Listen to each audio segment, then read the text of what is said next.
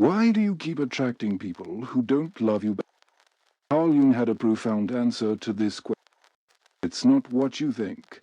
It's not about bad luck, terrible timing, or choosing the wrong person. Jung revealed that we unconsciously attract what matches our internal emotional patterns, especially our unhealed wounds from childhood. If you've ever found yourself repeatedly drawn to emotionally unavailable people, if you've noticed that every relationship feels like the same painful story with different faces, this video will change how you understand love forever. Jung believed that we don't fall in love with people. We fall in love with projections of our unconscious needs and fears. And these projections are drawing you toward the very people who can't give you the love you truly deserve. Have you ever noticed that familiar ache in your chest when someone you care about pulls away? That sinking feeling when you realize once again you've fallen for someone who can't commit, someone who's emotionally distant, someone who treats love like a game they're winning by not participating. You're not alone. Millions of people worldwide experience this same pattern. It's destroying their faith in love itself. We convince ourselves it's just bad luck, that we need to try harder, be more attractive, more successful, more perfect. But Jung discovered something revolutionary. We're not choosing these people by accident. Our unconscious mind is directing us toward them like a moth to a flame, because they represent something familiar, something that feels like home. Even if that home was painful, the truth. Most of us learned about love in childhood through relationships that were far from perfect. Maybe your parents were emotionally unavailable. Maybe love in your family came with conditions. Maybe affection was inconsistent or used as control. These early experiences created what Jung called complexes in your psyche, unconscious emotional patterns that continue to run your life decades later. When you meet someone who triggers these complexes, your unconscious recognizes them as home. Even if consciously you know this person will hurt. This is why you feel that almost addictive pull toward people who aren't good for you. It's not love, it's recognition. Your unconscious is saying, I know this feeling. This is what love feels like. And here's where it gets even deeper. Jung talked about something called projection, where we unconsciously attribute qualities to others that actually belong to rejected parts of ourselves. When you're attracted to emotionally unavailable people, you might be projecting your own fears of intimacy, your own struggles with self, your own inability to truly love yourself. The person who can't love you becomes a mirror reflecting the parts of yourself you can't accept. This creates a painful cycle. You chase their love while avoiding the deeper work of loving yourself. They run from your neediness while unknowingly running from their own emotional wounds. But there's hope, and it starts with understanding. Jung believed that once we become conscious of these patterns, we can begin to change. The key is not to try harder to make unavailable people love, but to understand why you're attracted to them in the first place. This requires self-reflection, a willingness to face your childhood wounds, and the courage to change your unconscious process. Throughout this video, we'll explore Jung's insights about love, attraction, and the unconscious patterns that keep us stuck. In painful relationships, you learn practical ways to identify your own patterns, understand your childhood wounds, and most important, how to begin attracting healthy, available love into your life. Remember, Jung said that everything that irritates us about others can lead us to an understanding ourselves. Your pattern of attracting unavailable love is actually a doorway to deeper self-knowledge and emotional healing. The very pain you're experiencing is trying to teach you something profound about yourself. By the end of this video, you'll understand not just why you attract who you attract, but how to transform this pattern into one that brings you the genuine, available love you've been seeking all along. This isn't about changing who you are. It's It's about becoming conscious of who you've always been and healing the parts that keep you stuck in cycles of unrequited love. Let's dive deeper into Jung's concept of projection and how it plays out in our romantic lives. When you fall for someone who doesn't love you, Jung would say you're not seeing that person clearly. Instead, you're seeing a projection of your own unconscious material. Think about, what do you actually know about this person who captivates you? Often, very little, but in your mind, you've created an entire narrative about who they are, what your life together would be like, how they would complete. This projection happens because we carry within us what Jung called the anima and anima, the unconscious feminine and masculine aspects of our psyche. These inner figures are shaped by our early experiences with love and our parents. If your mother was nurturing but also controlling, your anima might seek out partners who are caring, out manipulating. If your father was distant, successful, your animas might be drawn to high-achieving men who are emotionally unavailable. The crucial insight here, that we're not falling in love with real. We're falling in love with our own unconscious projections. The person who can't love you back becomes a blank canvas onto which you paint your deepest desires and fears. This is why rejection feels so devastating. It's not just them rejecting. It's your entire unconscious fantasy being shattered. And this is why we often feel more connected to these unavailable people than to those who are genuinely interested in us.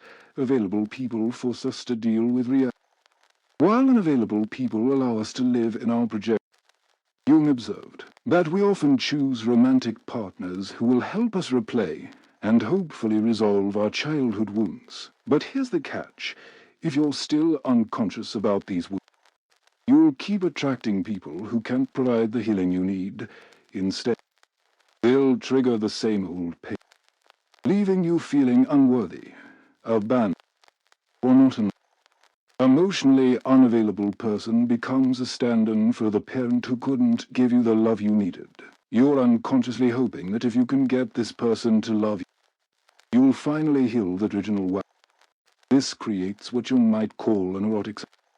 You're attracted to people who remind you of your unresolved childhood experience, because your psyche is trying to recreate those conditions so you can finally master them.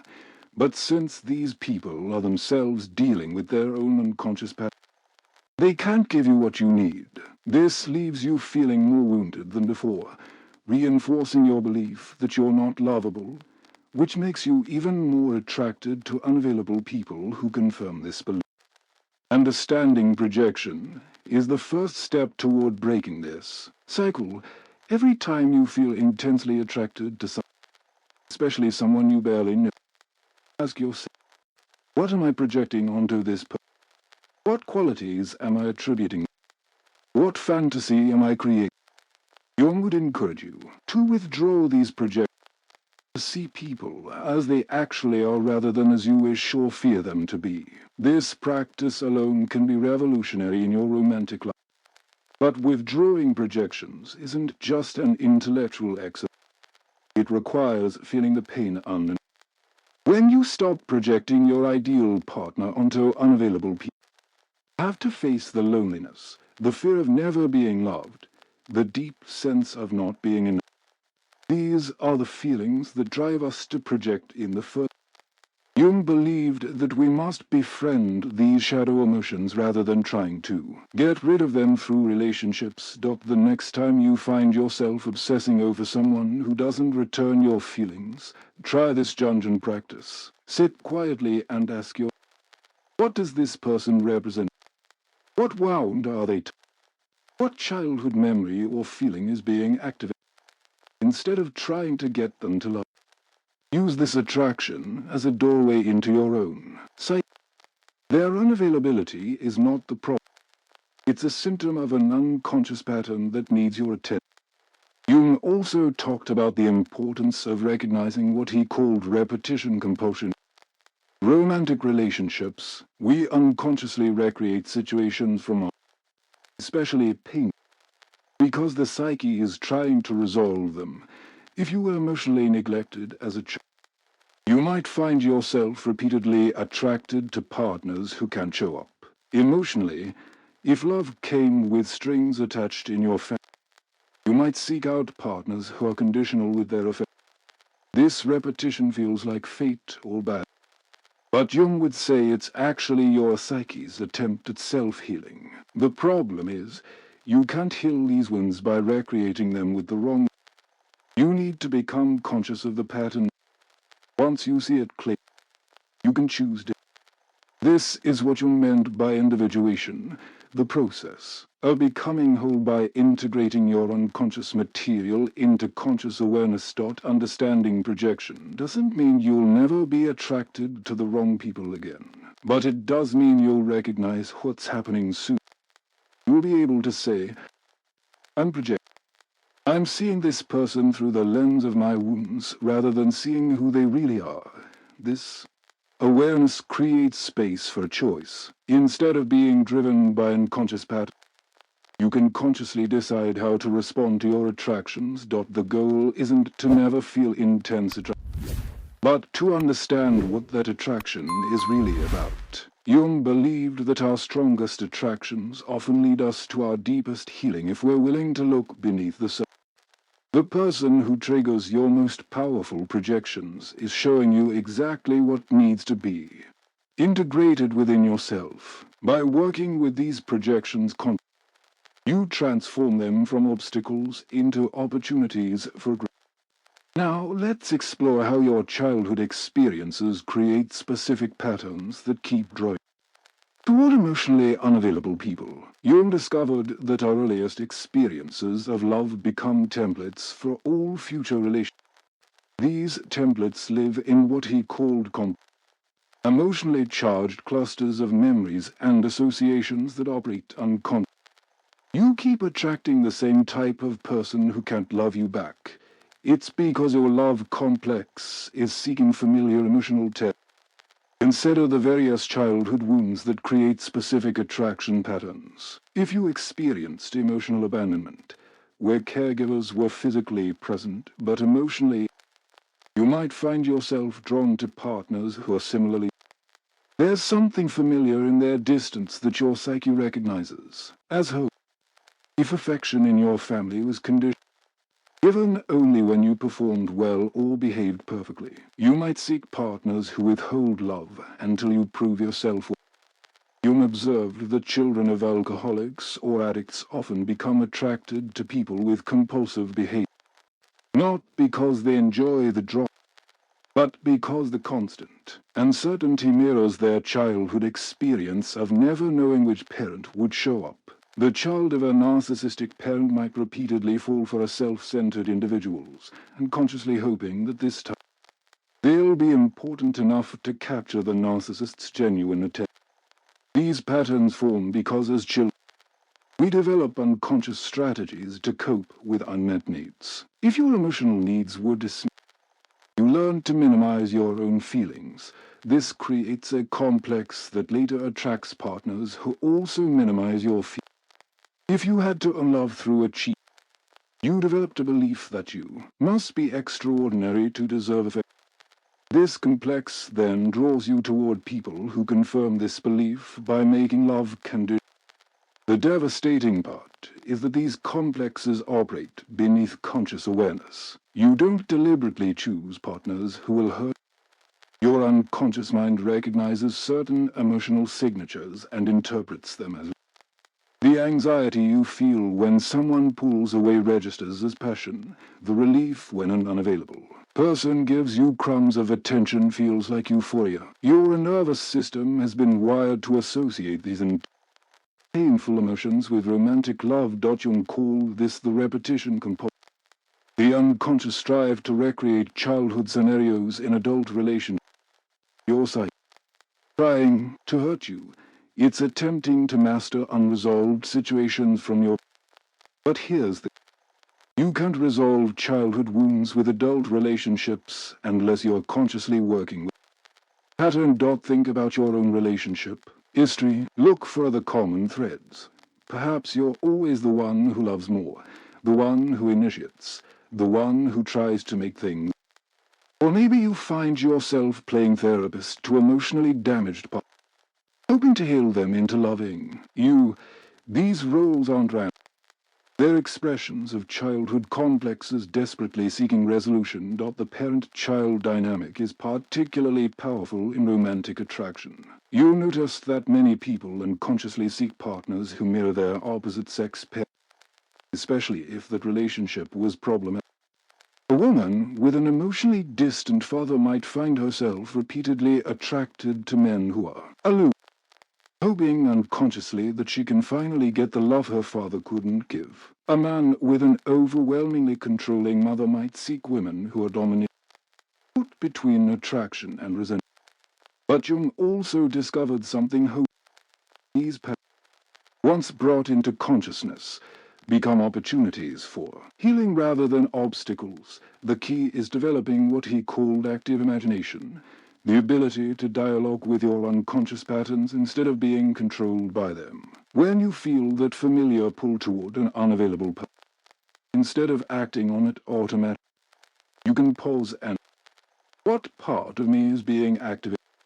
What childhood need is seeking fulfillment?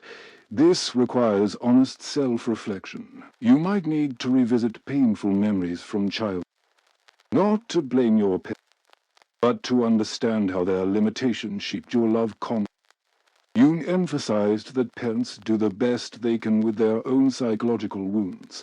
Understanding this doesn't excuse harmful behavior, but it helps you see how patterns get passed down through generations. One powerful practice is to identify your primary love. Was it abandonment, rejection, enmeshment, emotional neglect? Once you name it, you can begin to see how it shows up in your romantic choices. For example, someone with an abandonment wound might feel most alive in relationships, where they're constantly afraid of being left. The anxiety confirms their deepest fear while paradoxically making them feel most connected. Jung would encourage you to develop a relationship with this wounded part of yourself rather than trying to it's someone else to heal. This means learning to provide for yourself what you never received in childhood. If you were abandoned, practice being emotionally present with yourself. If love was conditional, work on loving yourself without needing to earn it. This internal work is what transforms your external attractions. Understanding your childhood patterns also helps you recognize when you're projecting parental figures onto romantic partners. That intense attraction you feel might have less to do with the person in front of you and more to do with unfinished business from childhood. When you can separate past from present, you create space for authentic connection instead of unconscious reenactment. Jung believed that our romantic relationships serve as reflecting back the aspects of ourselves we haven't yet integrated. The person who can't love you back is showing you where you can't love yourself. Instead of trying to change, use the relationship as a diagnostic tool. What does their unavailability trigger in you? What stories does it confirm about your worthiness? These questions lead you directly to your healing work. The goal isn't to never be triggered again, but to recognize when your childhood complexes are running the show. With consciousness comes choice. You can acknowledge the familiar pull while choosing something different. This is how you begin to break generational patterns of unavailable love. You become the first in your family line to choose partners based on compatibility rather than unconscious wounds. Remember, these childhood patterns formed for a valid reason. Your survival once depended on navigating your caregiver's limitations. But what protected you then restricts you now.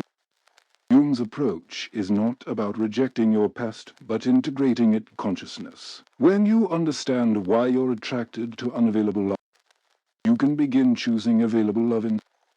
Jung's most profound insights come from his understanding of the anima and the unconscious masculine and feminine aspects within each psyche. These inner figures powerfully influence who you're attracted to and why. When you keep falling for people who can't love you, Jung would say you're projecting unintegrated aspects of your own anima or animus onto external Partners for men. The anima represents the unconscious feminine qualities denied or underdeveloped within. This could be emotional availability, nurturing, receptivity, intuition. When a man hasn't integrated these qualities, he projects them onto women and becomes attracted to those who embody what his anima represents. If his anima is wounded because of childhood experiences with dismissive, he might feel intensely drawn to women who seem emotionally distant or rejecting. For the animus embodies unconscious masculine aspects like assertiveness, protection, or decisiveness. A woman who hasn't developed her own inner strength might project her animus onto partners and become addicted to men who seem powerful or dangerous. If her animus is damaged from experiences with unreliable men, she might repeatedly fall for men who demonstrate their power through unavailability. This creates what Jung called the dance of the wounded anima and animus. Two people attract each other not based on who they truly are, but on how they embody each other's rejected inner qualities. The more unavailable the person, the more intensely attractive they become because they represent aspects we desperately want to reclaim within ourselves but don't know how to access directly. The pattern becomes addictive because it offers the illusion of wholeness. When you're with someone who embodies your projected anima or animus, you feel complete temporarily. But since this completion is external rather than internal, it's always fragile. The moment they pull away, you feel like you're losing a part of yourself because, in a way, you are. The pain feels existential because it touches your deepest fears about being in control. Hume observed that people with wounded animas and animuses create neurotic relationships where a person tries to possess the other's projected qualities. A man might become obsessively attached to a woman who represents his animus, believing she alone can make him feel whole. But she, dealing with her own animus projection, might be unable to contain his projections while managing her own emotional reality. This dynamic explains why relationships with unavailable people feel so intense. You're not just dealing with interpersonal attraction, you're dealing with intrapsychic complete. The push-pull dance that characterizes these relationships mirrors your internal struggle between wanting to integrate these aspects and fearing what that integration might mean for your identity. Breaking this pattern requires what Jung called individuation, the process of becoming a complete human being by integrating all aspects of your psyche, including the anima or animus. This doesn't mean becoming androgynous, but rather developing your full psychological potential regardless of gender. A man who integrates his anima becomes emotionally intelligent and nurturing. A woman who integrates her animus becomes assertive and self-directed. The transformation begins with recognizing when you're projecting. Notice the qualities you most admire or feel desperate to possess in romantic. These often represent your own undeveloped potential. If you're mesmerized by someone's confidence, ask yourself where you need to develop confidence. If you're drawn to their emotional, explore your own capacity for a feeling. Jung would encourage you to have a conversation with your anima or animus. This isn't about talking to thin air, but rather engaging with these unconscious hearts through active imagination. You might journal from the perspective of your anima, asking what she needs from you. You might meditate on your discovering how he wants to express himself through your life.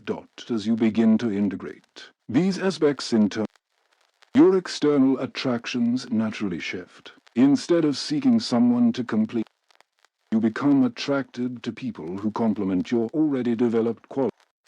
This is the difference between needy attraction and conscious attraction. Needy attraction seeks completion, conscious attraction seeks partnership between two whole people. The wounded anima creates women who love too much, who give endlessly to unavailable men hoping to earn love.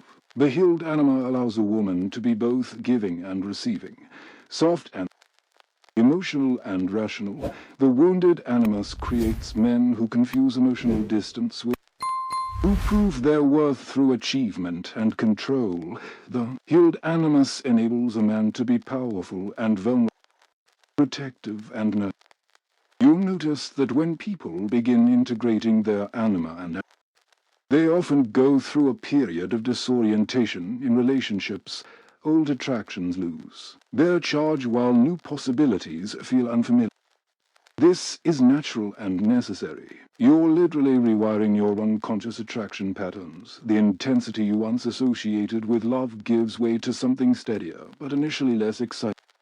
During this transition, you might need to tolerate being alone more than before. Jung emphasized that individuation requires periods of solitude where you develop relationship with yourself rather than seeking completion through others.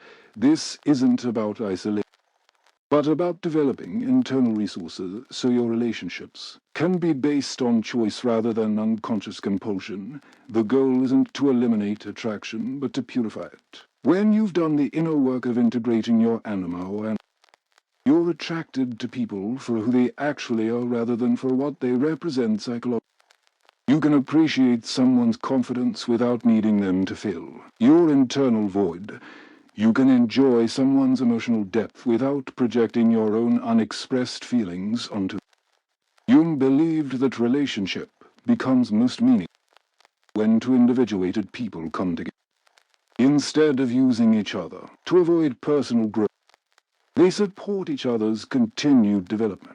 The person who once would have triggered your anima or animus projections becomes someone you can genuinely see and love without the distortion of unconsciousness. This transformation requires patience and self-compassion. Your psyche has been organizing itself around these patterns for years, perhaps decades. Change happens gradually as you consistently choose consciousness over compulsion. Each time you recognize a projection and withdraw, you reclaim a piece of yourself that you've been seeking outside. Remember, the person who can't love you back is actually serving your evolution by forcing you to face your own capacity for self-love. When you stop trying to earn their unavailable love and start developing your own anima or animus, you create the foundation for attracting someone who can meet you as an equal. This is Jung's problem. Individuation leads not to isolation, but to authentic intimacy based on wholeness rather than wound. The transformation from unconscious attraction patterns to conscious love choices represents part of Jung's approach to personal evolution. When you've begun to understand your projections, childhood wounds, and anima or animus dynamics, the real work begins, actually changing your patterns in real time, in real relationships, with real people who challenge every insight you've gained. Believed that consciousness alone isn't enough. You must activate your insights through what he called active imagination and deliberate practice. This means consciously choosing differently when your unconscious patterns are pulling you toward familiar but harmful relationship dynamics. The pull will still be there. The attraction to unavailable people won't simply disappear, but your response to that pull can become more conscious and start by developing what you call the observing ear, the part of you that can watch your patterns without immediately acting on them. When you feel that magnetic attraction to someone who shows classic signs of emotional unavailability, don't suppress the feeling, but don't act on it either. This pause creates space for a consciousness to enter where previously there was only compulsion. In this space, practice what Jung called holding the tension of part of you wants to pursue this person dead. Another part knows they're not available for a genuine relationship. Instead of choosing one side or pushing away the uncomfortable feeling, hold both truths simultaneously. This practice strengthens your capacity to live with uncertainty, which is essential for attracting secure, available partners who don't trigger your wound patterns. As you practice conscious awareness, you will notice how your body responds to different people. Jung emphasized that the psyche communicates through somatic experience. Notice how your chest constricts with anxiety around emotionally unavailable people versus how it relaxes around genuinely available ones. Your nervous system knows the difference.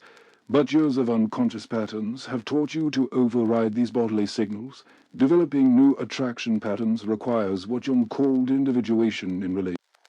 This means bringing your whole self into connection, including the parts you've typically hidden or deemed unworthy of love. Many people who attract unavailable partners have learned to show only certain aspects of themselves, the parts that seem most likely to secure affection. This creates conditional relationships that confirm your fears about not being fully lovable. Practice radical authenticity even when it feels terrifying. If someone's unavailability triggers your abandonment, acknowledge.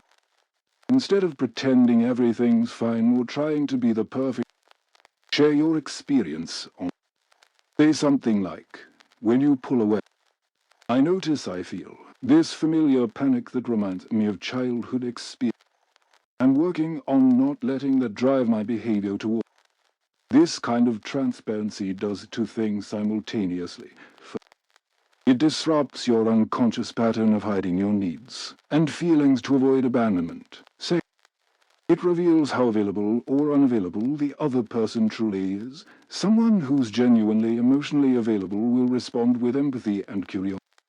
Someone who's narcissistic or avoidant will likely create more distance when faced with your authentic emotional reality. Jung taught that our symptoms and relationship problems contain the seeds of our healing. The intense pain you feel when unavailable people reject you is pointing you toward a necessary initiation.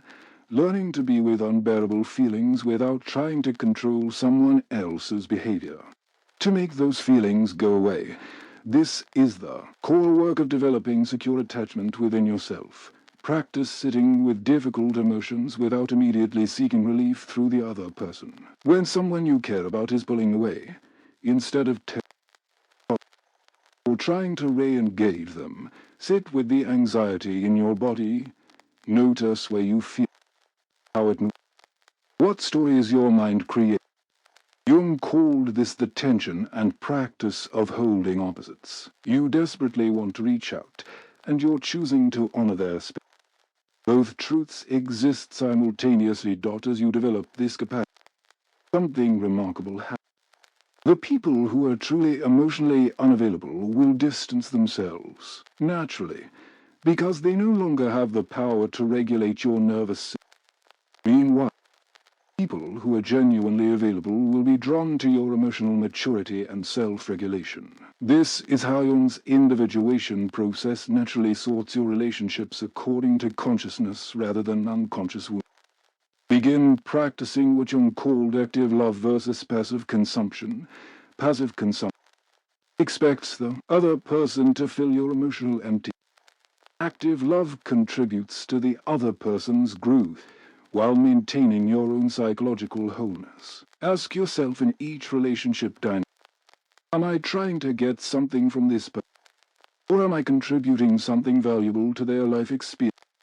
This shift from needing to contributing fundamentally changes your attractiveness to available partners. When you're operating from fullness rather than emptiness, you naturally attract people who also relate to love as contribution rather than consumption. This creates the foundation for what Jung called connectio, the sacred union between two whole individuals. Remember Jung's insight that what we resist. Don't try to eliminate your attraction to unavailable people through sheer willpower.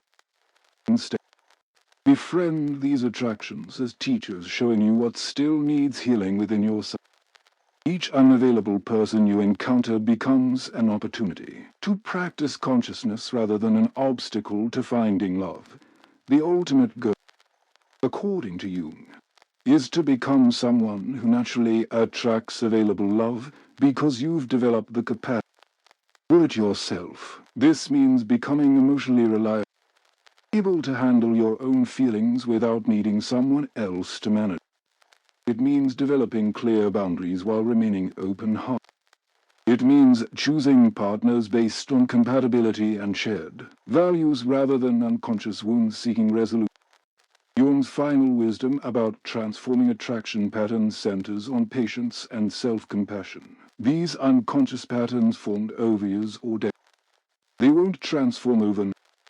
Each time you catch yourself falling into old patterns and choose different, you strengthen new neural pathways. Each relationship that triggers your wounds, and consciousness becomes practice for the next level of emotional maturity. Trust that as you do this in a way, your outer reality of relationships will shift to match your internal transformation. The desperation that once made you chase unavailable people transforms into discernment that helps you recognize when someone genuinely has emotional capacity for the anxiety that used to feel like love reveals itself as unhealed, trauma ready for integration. Dr. Jung himself. Everything that irritates us about others can lead us to an understanding of ourselves. The person who can't love you back is actually serving your evolutionary journey by forcing you to develop the capacity to love yourself fully. When this inner foundation is solid, attracting available love becomes not a strategy, but a natural consequence of your own psychological wholeness. Your relationship with unavailable people has been your greatest teacher in disguise. Now, you graduate from unconscious repetition to conscious choice.